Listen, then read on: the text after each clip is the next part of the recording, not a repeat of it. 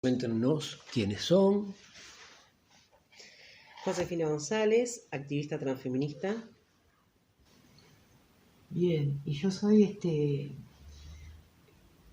no sé si decir histórica activista o activista histórica. Ana Martínez. Muy bien. Bueno, estamos acá conversando porque vamos a tener un evento importante dentro de relativamente pocos días ya. Para cuando salga el video va a ser muy inminente, pero vamos a empezar hablando desde más atrás. Vamos a dejar el evento para el final. Bien. Hace unas semanas hicimos una entrevista a Ana en la que hablamos de todo, cómo fue la historia del movimiento de la diversidad en Uruguay. Tú obviamente correspondes a otra etapa generacional, entonces estaría interesante saber cómo fue que tú entraste en todo ese proceso. Bien. Yo soy como parte de otra ola, de una ola más nueva y de otro tiempo. Mis inicios fueron en el 2006, cuando recién llegué a Montevideo, que yo venía del interior del país, de la ciudad de San Carlos, departamento de Maldonado, y ahí me vinculé con algunas personas y preguntando por aquí, preguntando por allá, me referenciaron con Ricardo Rodríguez. Ricardo en ese momento estaba en Voces del Arcoíris, año 2006.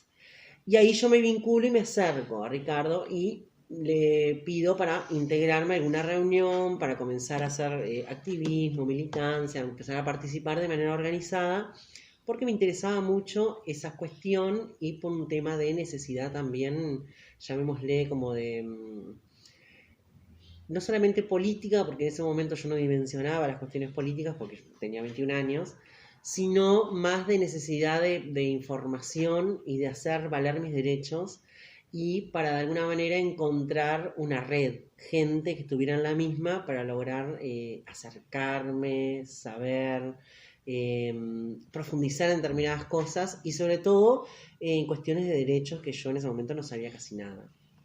Ahí me referencian con Ricardo Rodríguez y me integro a lo que era en ese momento, año 2006, Voces del Arcoíris.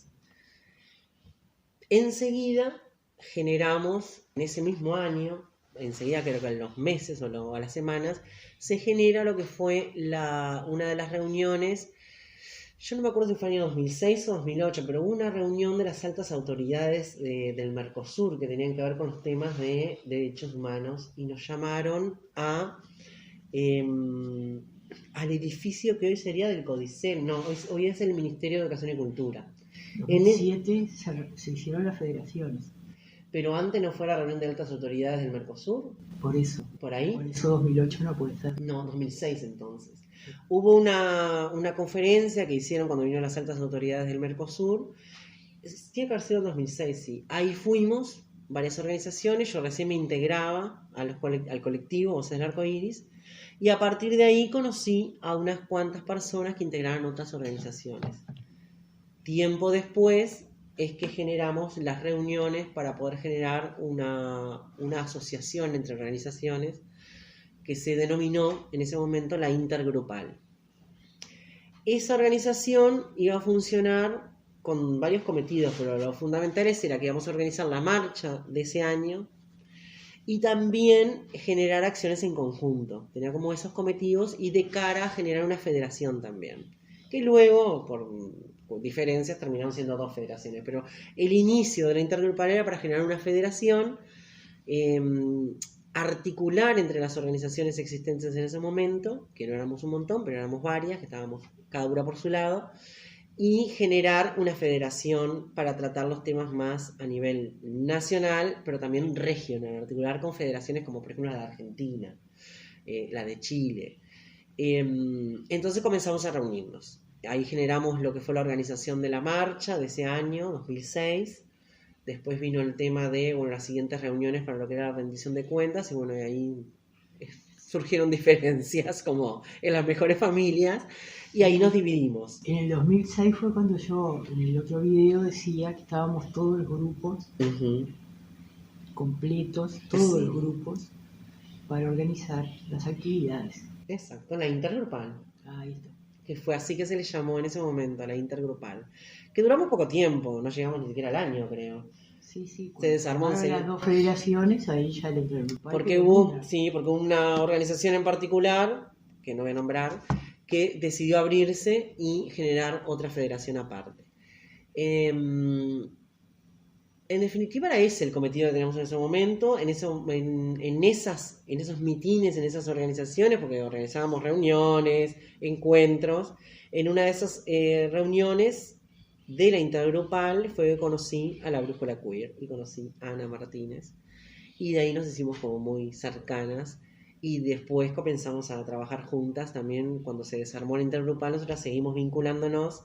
Y durante el 2007, 2008 hicimos el reparto, salíamos a volantear juntas. Ella por la brújula, yo por voces, salíamos a volantear en los boliches de la noche montevideana, en los antros, que es donde la gente se juntaba por allá por el 2006, en los antros, que eran los lugares de encuentro de lo que era la comunidad, que hoy llamamos LGBTIQ+, que en ese momento era solo LGBT. Las otras siglas y las otras identidades vinieron construyéndose con el tiempo, ¿no? Pero en el 2006 era solamente LGBT. Y salíamos a repartir volantes, me acuerdo que era una de nuestras actividades, por lo menos era la que más disfrutaba yo, porque teníamos largas charlas, porque le entregábamos a la gente el volante en mano, porque también participaba de algunas reuniones del proceso de construcción de esos volantes, de lo que se ponía, qué decía, cómo lo decíamos. Si bien todo salía de la cabeza de la brújula y de la organización en sí, la brújula queer, y después también estuvo la emisión, lo que fue la impresión de la rara. Primero imprimía la brújula y después imprimió la rara, que era otro volante, era un tríptico en realidad. Que yo hasta el día de hoy tengo guardados algunas muestras de esos archivos, que tengo que abrirlos para revisar, para que revisemos juntas lo que se decía en ese momento. Pero básicamente se redució un poco a eso, ¿no? A hacer una militancia a pie, casi que boliche por boliche, persona por persona, y después organizar reuniones y cuestiones para hacer actividades como de concentración, denuncia, también de generar acuerdos con la institucionalidad o de ir a reuniones con la institucionalidad para proponer determinadas cuestiones. También estaban las reuniones de las altas autoridades cuando caía la presidencia pro tempore para el Uruguay, que venían, cada 6 meses se iba cambiando la presidencia pro tempore de lo que era el Mercosur, ¿no? Y venían las altas autoridades, ahí aprovechábamos nosotras y íbamos a tener reuniones con ellas, con ellos, para plantearles la cuestión de las disidencias, porque habían como determinadas comisiones, y obviamente que diversidad sexual, que se denominaba en ese momento, no era la más chica y no había propuesta casi, o sea, no era cuestiones de interés en ese momento, no habían propuestas a elevar. Entonces ahí nosotras metíamos, aunque sea un poquito metíamos, para que se tuviera en cuenta dentro del documento genérico que se armaba después de esa reunión de trabajo. Claro. En esa primera etapa, años anteriores al 2010, no había todavía una instancia que apuntara al desarrollo de posibilidades institucionales legales. En el periodo siguiente de gobierno uruguayo, para medirlo así, 10-15 es cuando sale, si yo no recuerdo mal, primero la ley de matrimonio igualitario. No. Recuerdo mal, corregime. Sí. La primera ley que sale fue la que se le ocurrió a Ana proponer, que fue en una charla informal que tuvimos. Yo en ese momento, en el 2006, comencé facultad de comunicación.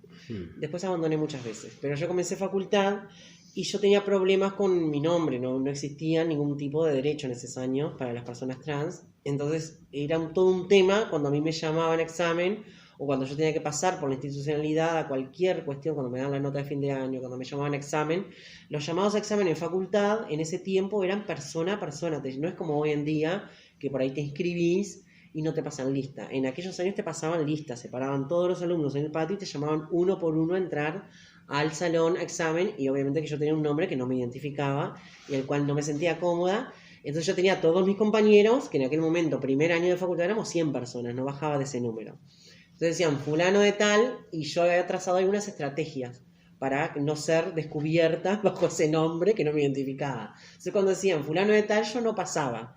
Pasaba 2 personas después y me acercaba al docente y le decía, recién me nombraste, soy fulano de tal, voy a pasar. Me decían, pasá.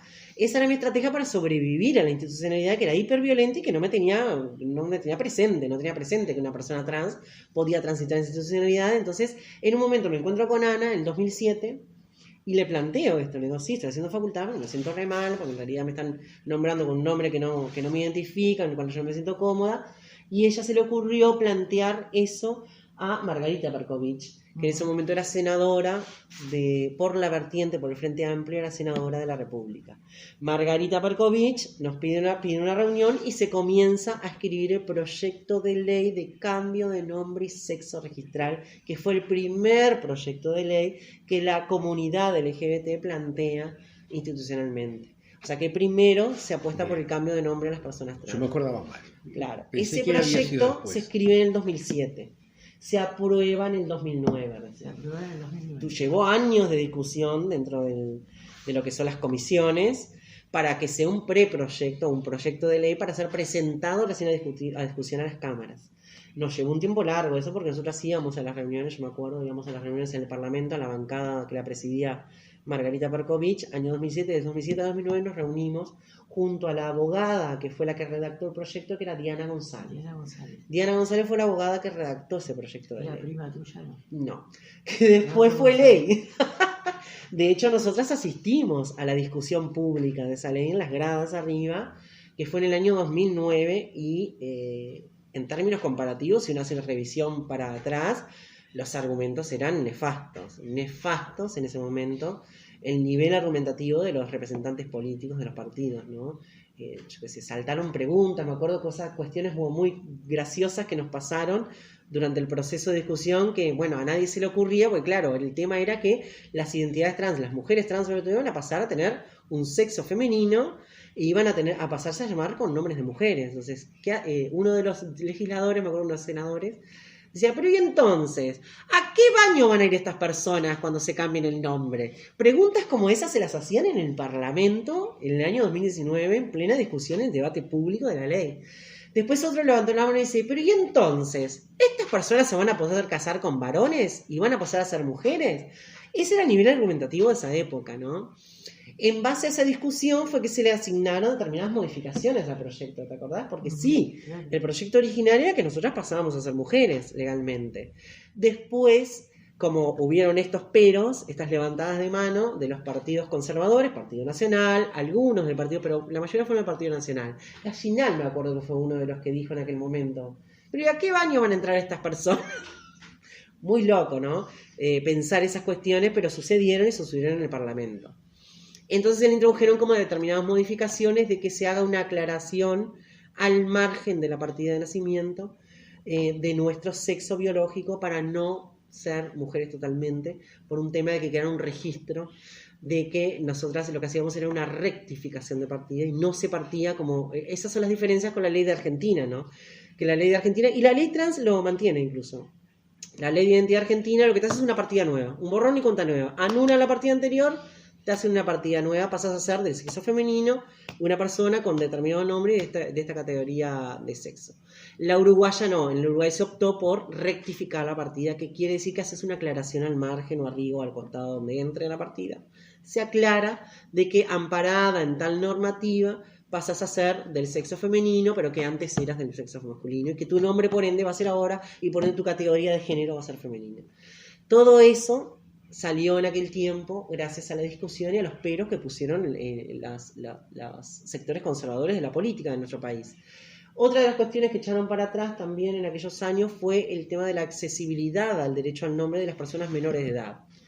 Que eso también fue otra discusión que trajo años después la ley trans, nuevamente, de que por qué las minorías no accedían a su derecho a habitar la identidad. Bueno, ya en el 2007, cuando se escribió aquel proyecto de ley y se discute en el 2008-2009, ya tenían peros con las minorías de edad, como siempre ha sucedido en nuestro sistema, que es totalmente autocentrista y que también es como, de alguna manera, muy protector de las minorías de edad, hasta el punto de quitarles sus derechos.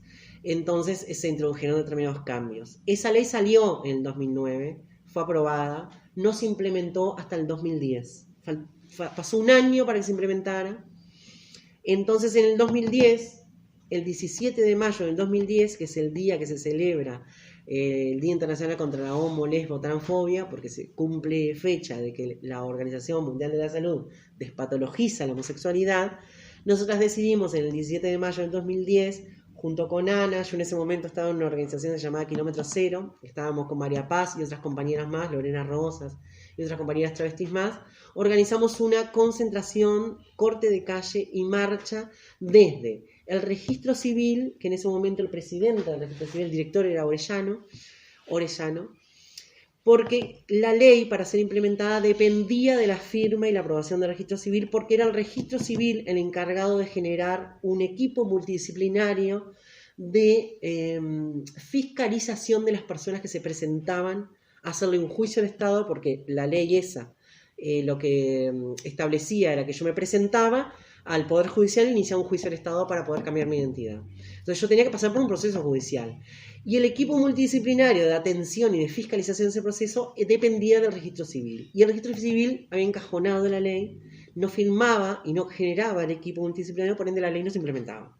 Entonces un año después generamos una concentración en puertas del registro civil, con megáfono en mano fuimos, yo llevaba el megáfono, hicimos una carta de denuncia para el director en ese momento, que era Orellano, y de ahí Dulce Poli, que es una conocidísima artista en nuestro país, drag queen, transformista drag, cortó la calle me acuerdo de cortó, se tiró en la calle así, se tiró en el piso y cortó Río Branco y Uruguay, que era la esquina del registro civil, cortamos el tránsito y ahí hicimos una manifestación.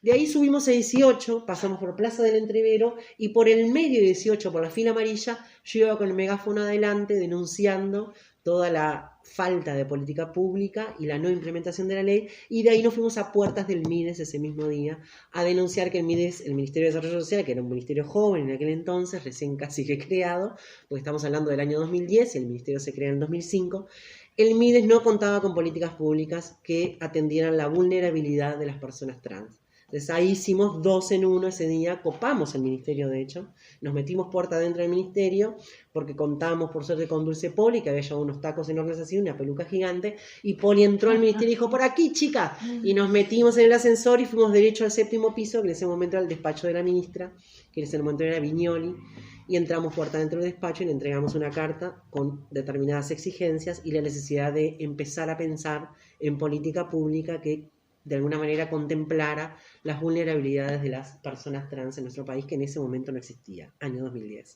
Así que sí habrán pasado cosas del 2010 para acá. Claro. Bien. Y entonces, del 2010 para acá, un amigo mío me decía en cierto momento, que a su vez a él se lo dijo otra persona, no me acuerdo quién, que la ley de matrimonio igualitario, palabras de esta persona, que no sé quién era, la verdad, en su momento me dijeron, pero me olvidé, la ley de matrimonio igualitario lo que había hecho era legalizar la homosexualidad, en el sentido de que existía una doble situación. Por un lado, todo lo que no era la forma hegemónica de sexualidad y relacionamiento era homosexualidad. No había otra comprensión de que pudiera existir otra cosa.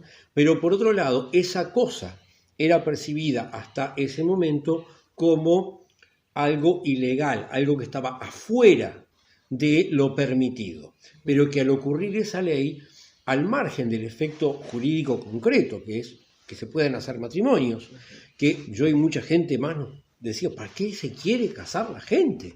Yo estoy en contra de la existencia del matrimonio.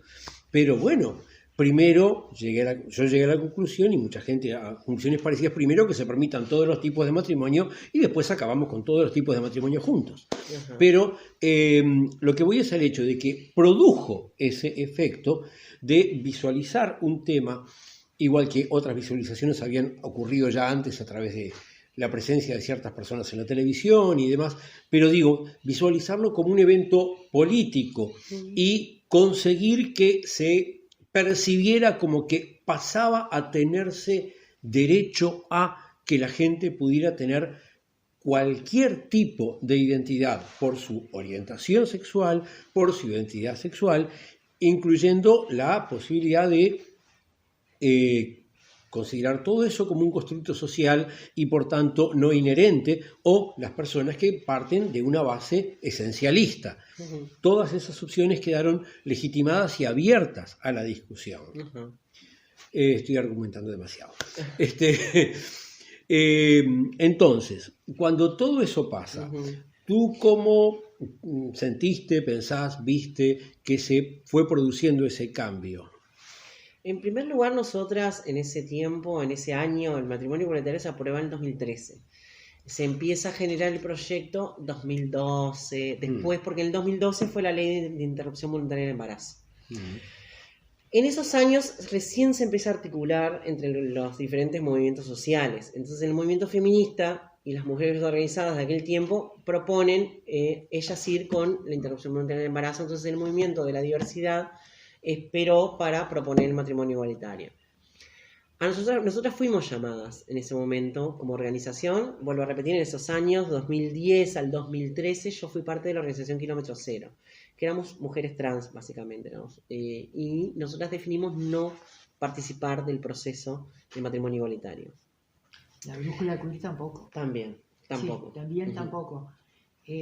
Nos parecía que había cosas que eran mucho más importantes que perder tiempo en conseguir un derecho que en realidad no sabíamos bien a quién iba a beneficiar, un papel que te decía que ibas a estar casada con X. Nos parecía, además conocíamos la historia de lo que había pasado en Estados Unidos y cómo había surgido todo eso, ¿no? En realidad era una política sanitaria por el tema del VIH. Cuando había parejas constituidas y uno fallecía, como no quería, allá en Estados Unidos el Congreso no quería cambiar la ley de herencias, entonces el tema del casamiento entre personas de igual sexo para los varones gays, que alguno de ellos tuviera VIH y falleciera, se arreglaba de esa manera. Y bueno, entonces era muy capitalista. El matrimonio siempre tiene una base patrimonial.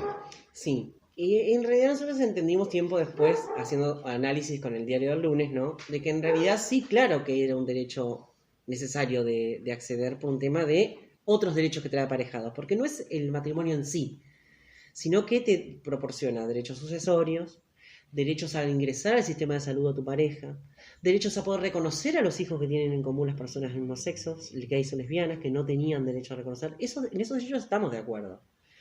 Ahora, el matrimonio en sí para nosotras no era necesario en aquel momento, año 2013, cuando nosotras todavía seguíamos pasando hambre, estábamos paradas en las esquinas, trabajando y viviendo a través de la prostitución.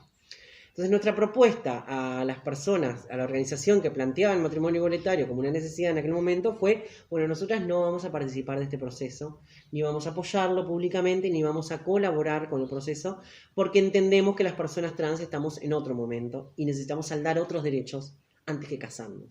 De hecho, nosotras hicimos ese año que se propone el matrimonio igualitario y que se hace la marcha de la diversidad. Nosotras fuimos, la organización Kilómetro Cero marchó con un carro a caballo y con varias compañeras montadas en prostitutas, vestidas de prostitutas. Salimos con carteles ese año que hablaban de las cifras, que el 99% de las nuestras seguían el trabajo sexual, que vivíamos de la prostitución. Había otro cartel que decía: el matrimonio no es nada, la olla es la condenada, porque muchas de nuestras compañeras pasaban hambre en ese momento, tenían las heladeras vacías. Entonces nuestro argumento político era: nosotras estamos pasando hambre, no tenemos un trabajo fijo, para nosotras el matrimonio es un privilegio al cual nosotras no precisamos acceder porque no lo vemos en este momento como un derecho necesario para nosotras. Nuestro derecho primordial es el derecho a la vida, es el derecho a poder comer y es el derecho a poder trabajar. Esos son nuestros derechos fundamentales. El matrimonio es secundario para nosotras. El movimiento social de la diversidad hegemónica en ese momento no lo entendió así, por eso fueron con el matrimonio, trabajaron por el matrimonio. Y también hay que hacer esa salvedad, ¿no? Nosotras no estábamos en contra del matrimonio, no es que nos posicionamos en contra del matrimonio. Dijimos simplemente: esta no es nuestra prioridad. Las travestis no precisamos casarnos porque no necesitamos, porque si nos cagamos de hambre, Si no tenemos derecho al trabajo, si no tenemos derecho a la educación, si tenemos las edades vacías y seguimos paradas en las esquinas viviendo el trabajo sexual, ¿de qué miércoles nos sirve el matrimonio como derecho? Bueno, Ese era nuestro argumento político de ese momento. Esa fue la argumentación de la brújula queer por la cual decir que no estábamos de acuerdo. Exacto. Había cosas mucho más prioritarias, más que nada era es decir, el derecho a la propia vida de las personas trans. Exacto. Que no quiere decir que no lo reconozcamos como derecho, porque como dije anteriormente, el matrimonio como institución trae otros derechos aparejados, que hoy en día se observan, se saben, son legítimos y necesarios que las personas accedan a esas cuestiones, como es, bueno, poder reconocer a tu hijo, como es que entres dentro del Sistema Nacional Integrado de Salud a través del FONASA porque estás como cónyuge o estás casado con alguien, como la posibilidad de poder heredar cuando tu pareja muere y que no venga la familia de tu pareja y te echa patadas y te quedes en la calle. Esas cuestiones son necesarias quizás de institucionalizar o reglamentar, digámosle. Pero para nosotras no era la prioridad en ese momento. Sí las reconocemos como un derecho, pero en ese momento no era prioridad nuestra. Bien. Después sigue pasando el tiempo. Digamos que vamos a la segunda etapa de los años 10 del siglo XXI. En ese periodo, ¿qué cosas relevantes tú dirías que van pasando? En realidad pasaron muchas cosas en esos periodos, muchísimas cosas. Sobre todo en cuestiones de poder generar alianzas entre el movimiento social. Hubo una gran apertura a partir del 2014, que fue todo lo que generó el no a la baja, la baja de imputabilidad para los menores de edad, generó una gran campaña y una gran alianza del movimiento social, que eso después se mantuvo para colocar en agenda, para colocar en la mesa otras cuestiones. Que fue el puntapié lo dio el no a la baja, o sea, toda esa articulación del movimiento social estudiantil, trabajadores y obreros, movimiento de la diversidad, movimiento feminista, todas conglomeramos y todas articulamos en que íbamos a trabajar por eso en conjunto, pero que además teníamos que poner en diálogo todas las luchas, de que las luchas todas partían de una misma base de desigualdad, ¿no? Y que a todas nos afectaba en mayor o menor medida, pero que nos afectaba. Entonces, a partir del 2014 que se genera una articulación más horizontal entre el movimiento social y empezamos a postular otras cuestiones, a disputar sentido, a construir discurso, a construir acción política, a generar proyectos de ley, a generar seminarios, conversatorios, encuentros, a participar. Yo, por ejemplo, me fui a encuentros internacionales que nunca en mi vida se me hubiera ocurrido. Fue a partir del 2014 que empecé a generar encuentros y a irme a encuentros internacionales regionales y a mirar un poco más en relación a la región, ¿no? ¿Qué pasaba en Uruguay? Y trabajar en Uruguay, pero mirando Latinoamérica también, ¿qué estaba pasando en Latinoamérica en ese momento? Y bueno, aparte de ahí surgieron un montón de cuestiones, no solamente se logró el no a la baja, sino que después viene, bueno, toda la ley de salud sexual y reproductiva también se reformula ahí, se viene después lo que es la ley integral para personas trans, se empieza a gestar en ese momento, a pensarse, se viene todo lo que es con las cuestiones de derechos en general, porque empezamos a pensar en un montón de cuestiones, las cuestiones educativas tomaron fuerza en ese momento también, y se empezaron a pensar las trayectorias educativas de las personas, se pensaron también, en 2013 se aprueba lo que es la primera política pública del MIDES con respecto a la TUS trans, la tarjeta uruguaya social para las personas trans, que no existía, que si bien convengamos que es una transferencia monetaria simbólica, porque son chirolas, y que nadie vive con la TUS trans del MIDES, pero fue un paso que dio el Estado. Pero cuando estás corto de plata, cualquier monedita termina pasando. Cuando pasás hambre, en aquel momento la tarjeta era 900 pesos, creo. 900 pesos que como descontaba IVA se transformaban en 1.000, 1.200. Para las personas trans que pasaban hambre, en ese momento 1.200 pesos era plata, o sea, les ayudaba, les salvaba el mes, o parte del mes. Se pensaron un montón de cuestiones que ahora en este momento no tendría que hacer como un listado, pero se avanzó con un montón de cuestiones que fueron justamente por ese diálogo y esa articulación entre el movimiento social y poner en diálogo con la institucionalidad de ese momento, que convengamos que también había tenemos que también estar claras en esto, que bueno, la institucionalidad y quien gobernaba en ese momento también había un ida y vuelta y un diálogo y una posibilidad de construir, ¿no? Porque también no podemos ser necias en ese sentido de negar como que, pero sí reconocer que se pudo construir un montón de cuestiones que no habían existido antes de que eran necesarios proponer y que era necesario que se concretaran en acciones concretas y en políticas concretas, que algunas salieron y otras no, pero que pudimos ir caminando e ir introduciendo determinadas cuestiones que eran impensables años antes. Una cosa que a mí me interesaba era preguntarte esto. La ley integral trans salió con determinados contenidos. Sí. Como toda negociación parlamentaria, Sí. en el camino hay cosas que se fueron perdiendo. Hay mucha gente que de repente no está muy al tanto, pero sabe que salió esa ley y se cree de repente que todo se consiguió. No. Bueno, sería interesante mencionar algunas de las cosas Ujú. que no se pudieron conseguir. Sí, en realidad el proyecto original era pobre. Sí, para ser sincera, le faltaban cosas. Y por eso fue que nosotras definimos en 2018 generar la campaña nacional por la ley integral para personas trans. Porque ese proyecto surge de un acuerdo político y de un espacio específico que era el Consejo de Diversidad Sexual, que lo generó un cargo político que en ese momento estaba como director de un área del Ministerio de Desarrollo Social. Ahí estaba dentro de ese organigrama, estaba el Consejo Nacional que se genera también dentro de ese organismo, y ahí se escribe ese primer borrador. En el año 2015 se escribe. 2015. En el año 2017 ingresa a comisión de Parlamento. Se escribe en 2015 en el Consejo de Diversidad Sexual del MIDES, que el Consejo era un espacio de trabajo entre organismos públicos y sociedad civil, movimiento social. Nosotras no integrábamos el Consejo en ese momento, estábamos por fuera de la institucionalidad y leímos el borrador y nos pareció que no era para nosotras, o sea, que realmente no contemplaba un montón de derechos y que algunas cosas, si las tocaba, no profundizaba. Entonces nosotros dijimos que teníamos que hacer algo y modificar ese proyecto de ley y trabajar para esa ley. Entonces generamos lo que fue la campaña, hicimos un llamado público a la campaña para hacer.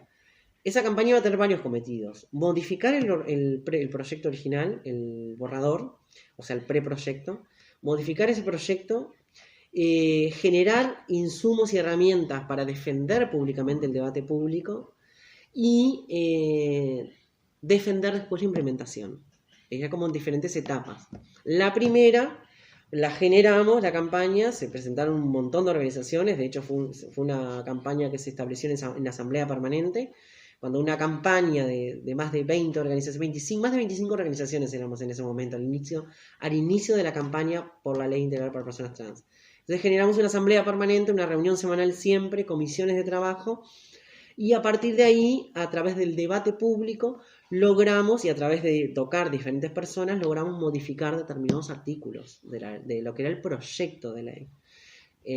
Por ejemplo, en lo que tenía que ver con el cambio de nombre, con el derecho al nombre, no estaban contempladas del todo las minorías de edad, que volvía a pasarnos lo mismo que nos había pasado en 2007, 2009 con la ley de cambio de nombre y sexo registral. Entonces nosotros dijimos, no puede pasarnos lo mismo, tenemos que introducir a las minorías de edad, porque las personas trans no nacemos a los 18 años, tenemos que tener derecho a habitar la identidad antes de los 18 años. Entonces introdujimos modificaciones para que se contemplaran a las personas menores de edad, incluso a las personas menores de 15 años, o sea, que tengan 12 años ya que puedan habitar la identidad y que puedan tener acceso a la información acompañado de sus tutores legales, ¿no? Pero que tuvieran la posibilidad de habitar la identidad y que fueran acompañadas. Eso fue una modificación que nosotras hicimos en ese proyecto original.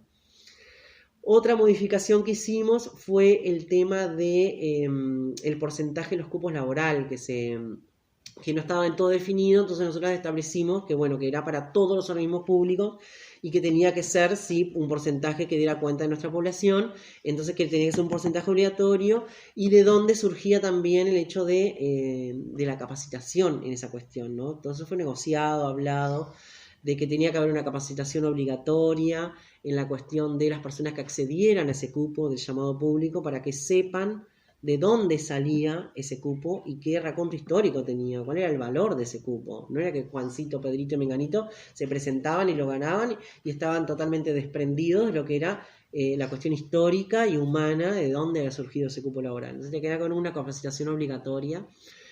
En lo que tenía que ver con la pensión reparatoria también establecimos modificaciones, porque en realidad no pudimos negociar lo que nosotros nos interesaba, que era que entraran otra franja etaria de personas trans, porque quien en ese momento presentó el proyecto estaba como cerrado a negociar. lo que se aprobó fue que las personas trans nacidas hasta el 31 de diciembre del año 1975 podían presentarse para solicitar la pensión reparatoria. En un principio el proyecto de ley hablaba de las personas en dictadura, las personas trans que habían sufrido en dictadura, y era como muy llevado hacia ese lugar. Se hablaba de dictadura. De hecho, cuando recién se comienza a tratar públicamente el proyecto de ley, a debatirse públicamente, se hablaba de las trans en dictadura. Y nosotras hicimos el corrimiento de eso y dijimos no.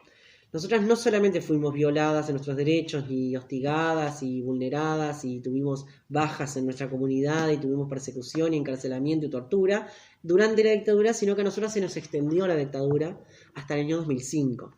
Porque en nuestro país, cuando llega la democracia, en el 85, existía un decreto de racias que fue vigente hasta el año 2005, que le daba poder a la policía para detenernos. Si nos veían en la calle, nos detenían y nos llevaban presas o detenidas 24, 48, 72 horas.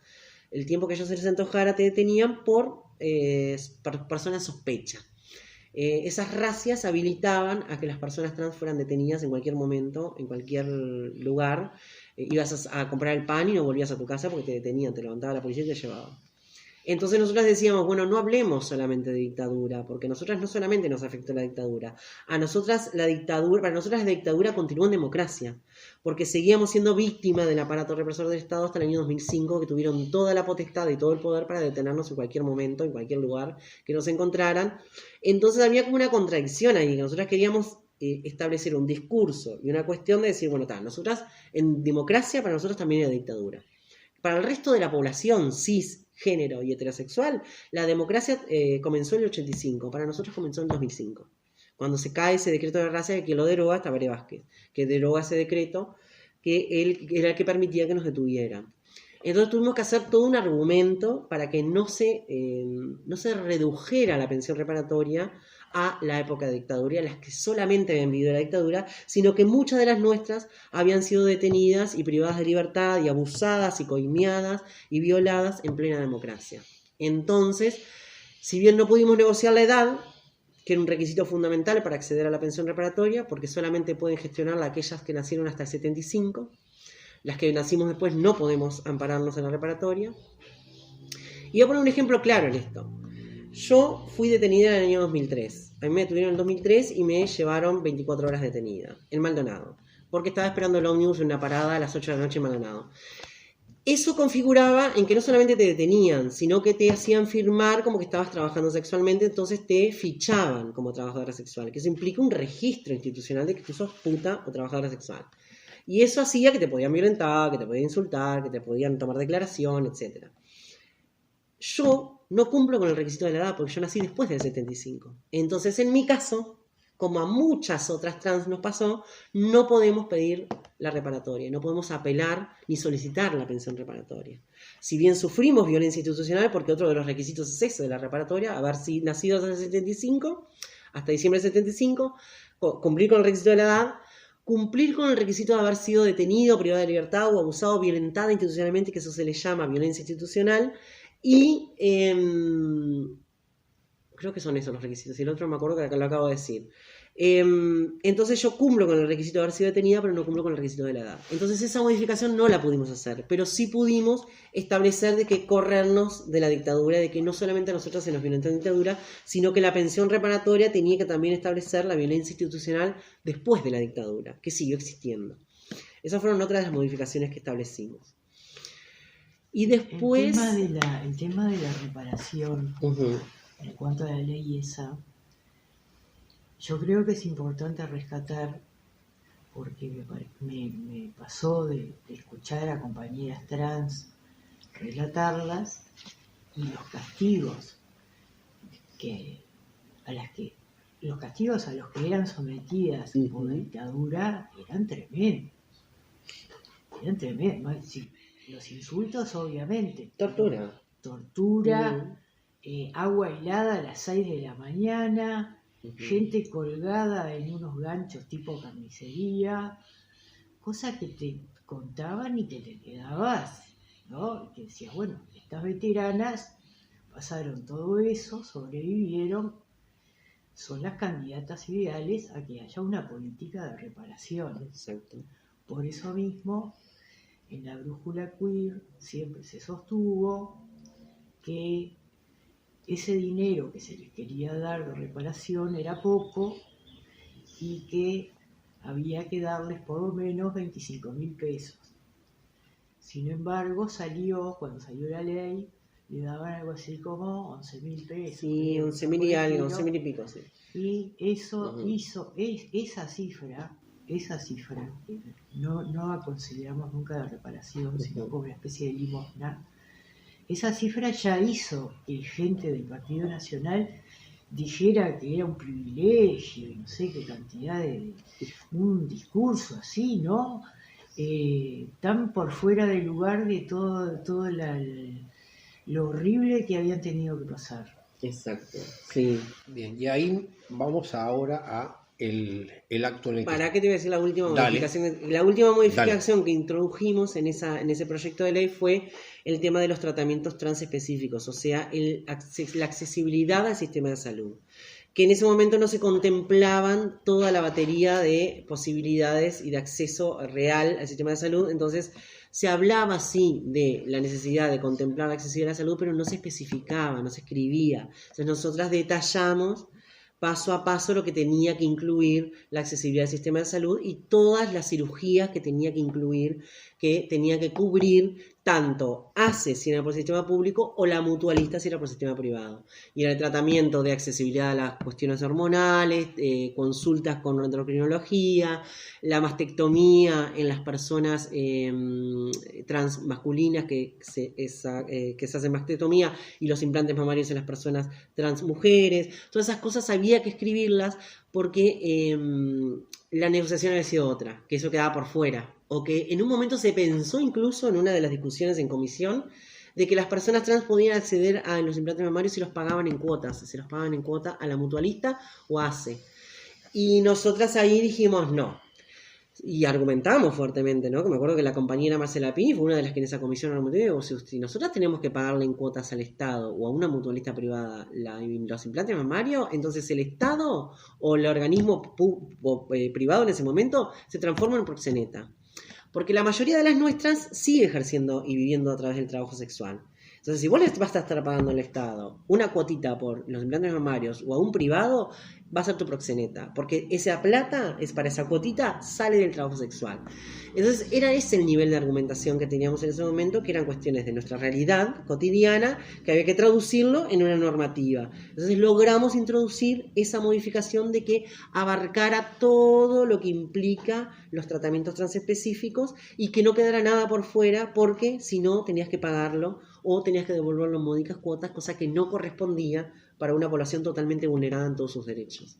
Esa fue una gran modificación que hicimos a lo que era el proyecto original, que no contemplaba todas esas cuestiones de accesibilidad a la salud. Bien. Y ahora estamos, como decía, en otra etapa. Ahora tenemos un gobierno conservador con vínculos muy fuertes con varios de los sectores religiosos fundamentalistas más recalcitrantes, y con grupos directamente fascistas que integran su coalición. Entonces, ¿cómo es la realidad actual? Complejísima, muy compleja, porque si bien hay como una cuestión de doble cara y doble moral, hay como una cuestión de voz pública que te dice está todo bien y estamos con ustedes porque son divinas y las queremos un montón y hacemos esto y hacemos esto y hacemos esto, pero de fondo no hay, porque de fondo no hay recursos, el Estado no destina recursos, el Estado no redestina ni recursos económicos ni recursos humanos. Entonces, ¿qué le pasa a una norma cuando no se le destinan recursos humanos o recursos políticos? Empieza a morir o a no implementarse. Y es eso lo que pasa luego. Eso es lo que está pasando con la ley trans, como con muchas otras leyes, ¿no? Si tenés una gestión de gobierno que no deriva instituciones interesadas en el tema y que le corresponde implementar el tema, si no le destina fondos o recursos, estas leyes terminan no implementándose debidamente, que es lo que sucede hoy en día. O sea, el cupo laboral no se cumple debidamente porque los organismos no están llamando, porque este gobierno está haciendo todos los llamados de contrato por determinado tiempo, contrato directo, contrato indirecto, contrato. Entonces no está llamando a funcionario público de carrera, ¿no? De provisoriato, para ser como más específica técnicamente. Entonces, al no llamar y llama a medida de contrato, el contrato cae después. Entonces, tú no tenés seguridad laboral. Pero no solo eso, sino que se entreveran a veces en lo que tiene que ver con la implementación de los cupos que se han logrado por ley. Entonces, por ahí te hace yo qué sé, la Institución Nacional de Derechos Humanos. Es un llamado hace un tiempo y te establecía la implementación de 2 cupos. El cupo para personas afrodescendientes y el cupo para personas trans. Pero en realidad el llamado era para 2 cargos. Pero de esos 2 cargos públicos que llamaban administrativos, uno era para una persona por fuera de cupo y el otro era el que implementaba cupos. Entonces, ¿cómo para un cargo vas a poner 2 cupos? Se tienen que pelear entre las personas afro y las personas trans a ver quién queda. Entonces es ilógico cómo funcionan y cómo hacen institucionalidades esas trampas para no implementar debidamente los cupos. Porque si vas a llamar a un llamado público administrativo, llamate 4 por lo menos, mínimo, si vas a hacer 2 por fuera del cupo y 2 dentro del cupo, para cumplir realmente con los cupos. En este momento, en ese llamado específico, hicieron competencia entre cupos, a ver cuál quedaba, si quedaba el afro o quedaba la trans, porque destinaron un solo cargo a los cupos, que son más de uno. Tenías que ser trans y afro. Claro, tenías que cumplir con los 2 cupos a la vez.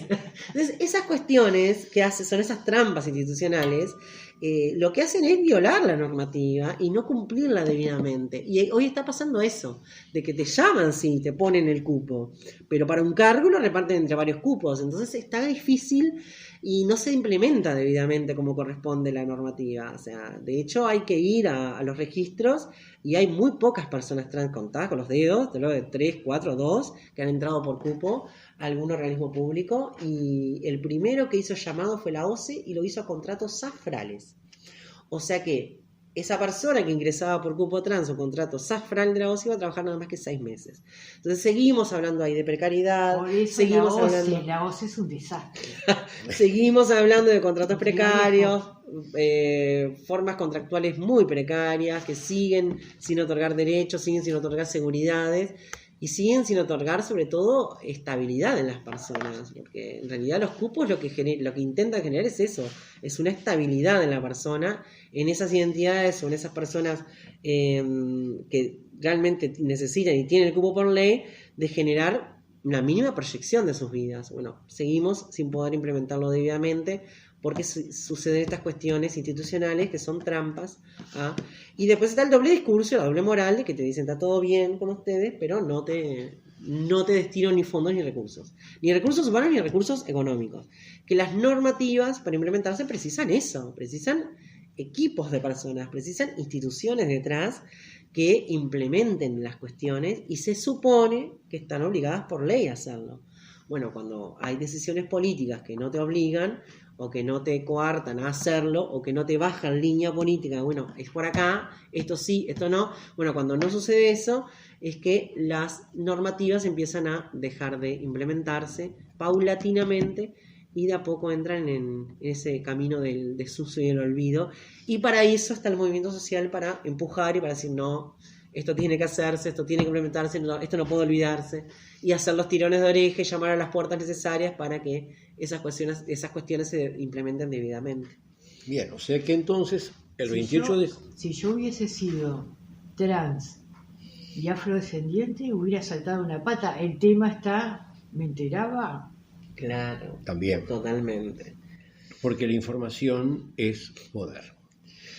Decía yo que, bueno, y todo esto nos lleva ahora a que el 28 de junio, 30 años de la primer marcha, es por un lado una conmemoración de un suceso histórico, pero por otro lado también es una articulación de lucha con respecto al presente. Exacto, exactamente. ¿Querés hablar, Anita? Vamos a prender la linterna acá. Vamos a ver así. En algún momento a alguien se le ocurrió decir cuántos años hace que fue la primera marcha. Bueno, el 28 de junio de 2018 estuvimos en la Plaza Libertad conmemorando eso. Y ahora, 5 años después, decimos, bueno, nos juntamos otra vez en esa plaza para conmemorar los 30 años.